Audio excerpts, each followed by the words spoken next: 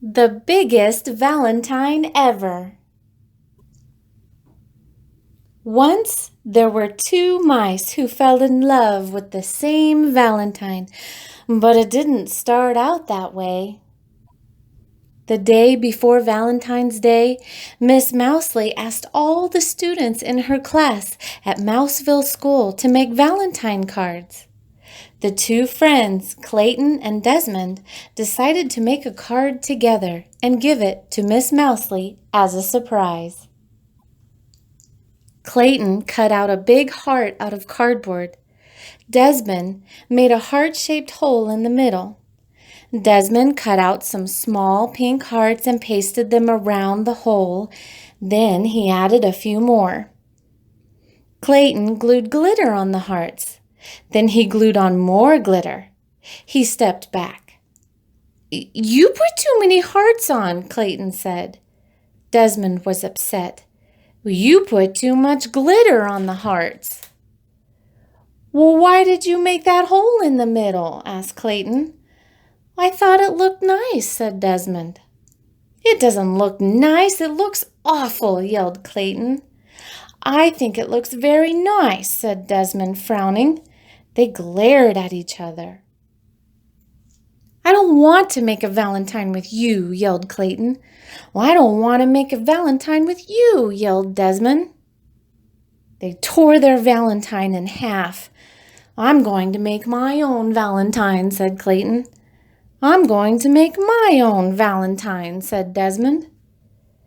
That night at dinner, Clayton's dad said, "Son, you look sad. Can I help?" Clayton hung his head. He told his dad about the Valentine. Clayton's dad thought for a moment. "Well, you guys may make nice Valentines on your own, but I think you would make a nicer Valentine together." At that same time, over at Desmond's house, Uncle Vernon said exactly the same thing. But Clayton didn't listen to his dad. He marched back to his room and began to make his very own Valentine. He cut a big heart out of cardboard, but he didn't put a hole in the middle. He put pink hearts around the edge, but not enough pink hearts. Then Clayton put glitter on the hearts, but it was too much glitter. He stepped back and looked at his Valentine. It just wasn't right. At the same time, Desmond was making his very own Valentine. He cut a big heart out of cardboard, but he wasn't good at cutting large things, and the heart was lopsided. He made a neat heart-shaped hole in the middle, but then he put too many hearts around the hole. He sprinkled on some glitter, but not enough glitter. Desmond stepped back and looked at his Valentine. It just wasn't right. The next morning, Clayton and Desmond took the school bus. They sat far away from each other, but as they were getting off, Desmond tripped on the stairs. He bumped into Clayton, and they fell down. "I think we should try making our Valentine again," said Clayton.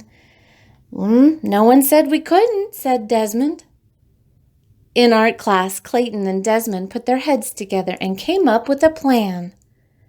Then Clayton cut out the biggest, most perfect red heart anyone had ever seen. They added a pink heart to fit in the middle. Then Desmond, who was good at cutting small things, cut out some tiny pink hearts and pasted them onto the big red heart. Clayton added some glitter and cut out a bunch of other hearts.